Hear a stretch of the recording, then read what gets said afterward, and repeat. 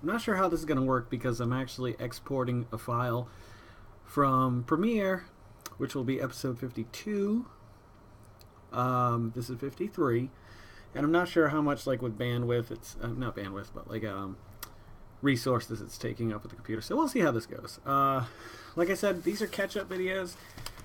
Hopefully less than 10 minutes each because I don't have time to do these during the day. But I was on my way home today and I thought of a few things I kind of wanted to talk about. Oh boy, which one do I go with next? I think I want to go with gold. I know a lot of people who are, I don't want to call them doomsday preppers, like the show, but they have an outlook on life that they're pretty much determined that by a certain point in history, basically, there will be a downfall of society and the American dollar will be worth nothing. So I started thinking about that today. I heard a commercial on the radio where you could buy these gold bullion cubes, not cubes, bullion, coins, and you put them in your soup and you make a nice soup with it. I started thinking about that. I'm like, okay, let's say I invested, instead of the stock market, I invested all my money in gold and silver. Where does that still get me if society collapses? Because I don't think the value of gold is going to matter. I don't care if it's worth $1 million an ounce or 10 cents an ounce. If the world goes to hell, if the American dollar collapses, there's not going to be the society that we know of today. It's going to probably turn into chaos. Am I wrong about that? Like, there'll be looting, rioting, and as much as I don't like to endorse the use of guns, it seems like a smarter investment would be shelter, guns, canned goods, water. And hey, I'm all for that. Like, I have a ton of water in my cellar that I've got stored up that I try to switch out. Well, I don't try to switch out, Carol does, because I'm lazy.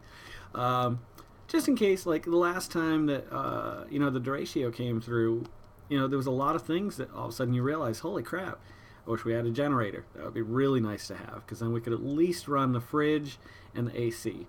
So we can keep cool. We can cook if we have to, well, we couldn't cook with the stove because the plug is different.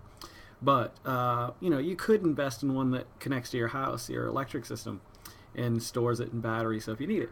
But gold, I started hearing about this. Gold is the one investment that keeps going up and up and up. But most people I know that invest in that do it because they're afraid of the fall of the American dollar. Now, if the American dollar falls, the world's economy is going to just go to hell. But life in the United States is going to change so drastically that I don't think currency is going to... There will be no currency. I hate my dogs. Actually, I got good dogs, but they're just annoying. Currency is not going to matter. You're not going to be able to trade gold for canned goods because gold, I don't care how much it's worth, it's not going to be worth anything. Like, if you need water, or if you need food, or if you need a way to start a fire, or if you need all the things that you need to survive. Like, I'm not saying that I believe in a post-apocalyptic world. That's going to happen. I don't think we're at that point yet. Could it happen? There's a chance. There is a chance. Within the next 50 years? Quite possibly. But you can't dwell on stuff like that. Nonetheless, if you want to prepare, don't be investing in gold. And if you do believe that so firmly, that gold is the only thing, then don't invest in anything else. Like, then invest in your gold. But don't invest in things that aren't going to be worth anything if something happens.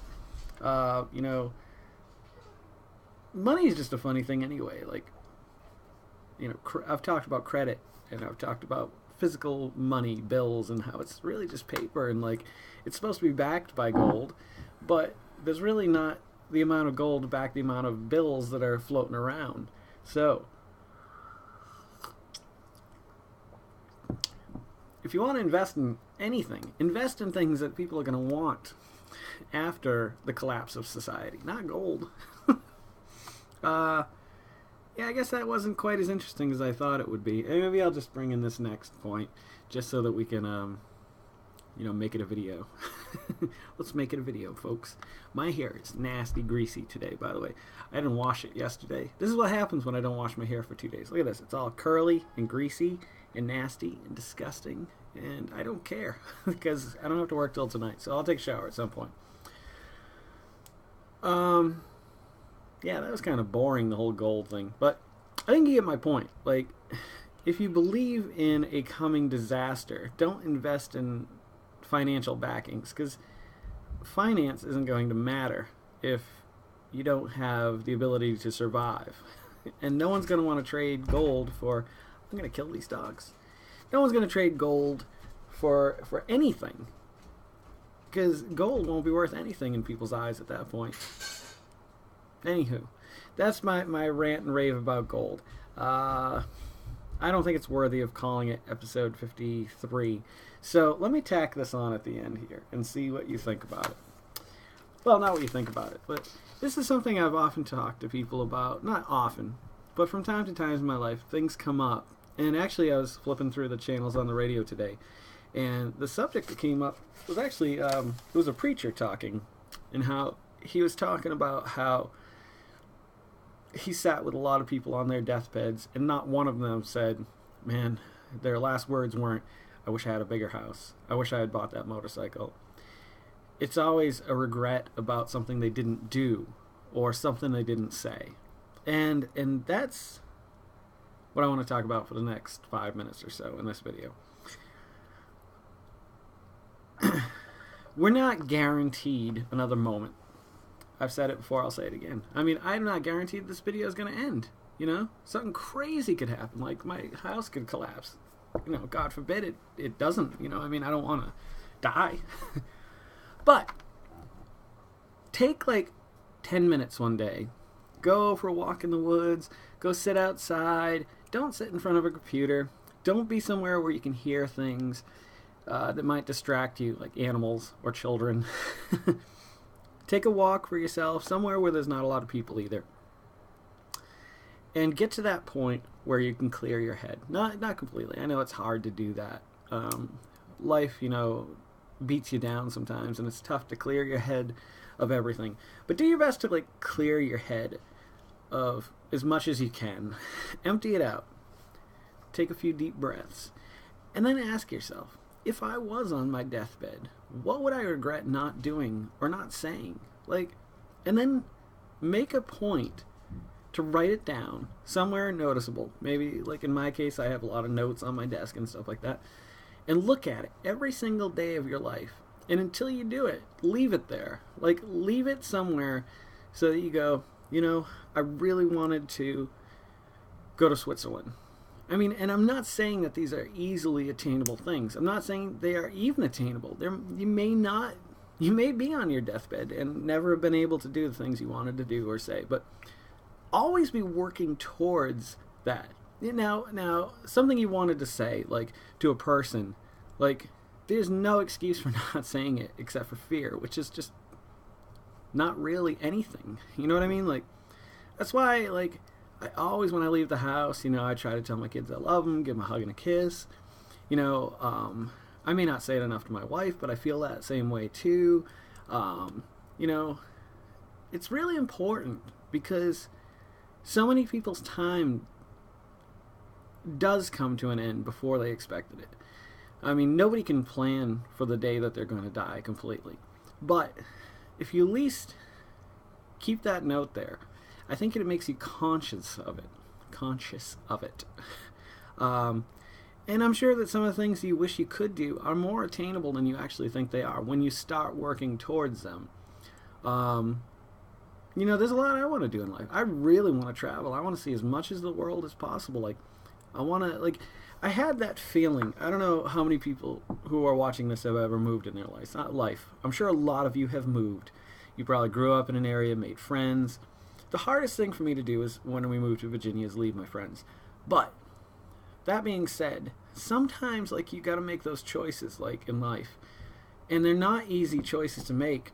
And they hurt bad sometimes. Leaving Massachusetts, like, and my friends behind, that, like, people like Corey, you know, and Brad, and I mean, a lot of these people end up moving away too. You know, Jen Melanson, she moved to Hawaii, you know, all these people that I was very, very close with at one point in my life. I had to finally decide, just as they did, you know, you can't live your life just for your friends, unless that's what you want your life to be. If that's what you want your life to be, that's fine. But I think most people I know want more out of life than just, a 20-mile radius. And sure, you can go on vacations, enjoy vacations, but for me, and this is just for me, this isn't for everybody else, if I had lived in Massachusetts another 10 years, I don't think much would have changed for me. I mean, I'd still be happy, but I would always have that craving to see something else, to do something else, to live somewhere else. And I had that feeling today. For some reason, when I got out of my car at Walmart, I went to go in just to get buns. The weather was just different enough that it like caught my attention. I looked around. It was very gray today. It was cooler today. It was probably like in the low 70s, maybe high 60s. And it felt new again all of a sudden. And I said to myself, I'm like, I'm in Virginia right now. I'm not in Massachusetts anymore. Like, I know I've been here 10 years in December, but you can live in one place for so long, and eventually you know every back road and every street. I mean, you maybe not know them well, but you know shortcuts and things like that. And when you come to a new place and you come to a place that you don't know so well, it's exciting to me. It actually kind of turns my stomach a little bit because it's nerve-wracking, like the possibility of getting lost or the possibility of, having made a mistake, moving somewhere. But in my life, when I think about being on my deathbed, I will never regret moving out of state. I won't regret. I will miss the people that I, became very close with. But I will never regret doing that. And to be honest, I'm ready. I've been ready for about 5 years to make another move. Like I was talking about in the video last night, the whole, I can't remember the name of the website. I'll mention it again. Or when I share the video, you'll know it then. I want to see more and I want to live more places. And I could think of right now at least 6 or 7 places that I'd like to live. I'd love to live in California, preferably San Diego, Oregon, near Portland somewhere, Colorado, somewhere close to the mountains. I'd love to at least see, this is one of my regrets if I never get to do it, is New Orleans. I'd love to go down, Bourbon Street, and I want to hear music down there, and I want to sit at a bar and listen to music and drink, and that's one thing I want to attain in life. Before I die, I'd love to spend a few weeks in New Orleans, just experiencing that way of life. Not so much around Mardi Gras, but around a time that's festive, at least where people are in the streets and celebrating and stuff like that. Maybe I'm not a big crowd person, but that would be one of my regrets if somebody were to, if I was on my deathbed right now. So I want to live other places. I want to live in Switzerland, and I want to live in France, and I want to visit Spain, and I want to take a holiday in Portugal, and there's so many other places. So I think about that, and I don't have them written down here anymore because I've gotten to the point where I do remember those things on a daily basis. When I leave the house, when I start my car, when I drive to work, all that's going through my head to a certain degree, either subconsciously or consciously. I'm always interested in discovering new things and exploring new places. That's what drives me. I may be an artist, and I love creating art, and I love writing songs. I love writing books. I've done a lot of things that I wanted to do in life, but my desires will never end. I want to write more books. I want to create more art, and there's nothing wrong with that. But at least on my deathbed, I can say that I've released CDs. I've written books. I've illustrated books. I've done a lot of things that I wanted to do, even though they didn't garner the attention or achieve the amount of success I would like to have seen them achieve. I did them, and I won't regret not doing them when I die. But what I would regret right now was being able to see more. And so I think that's my goal. And that's why I was talking about last night, this whole, I can't remember the name of it, but it's, hang on a second. It's, Hey, Daddy. yeah, buddy? Look at this. Look what I did. What did you do?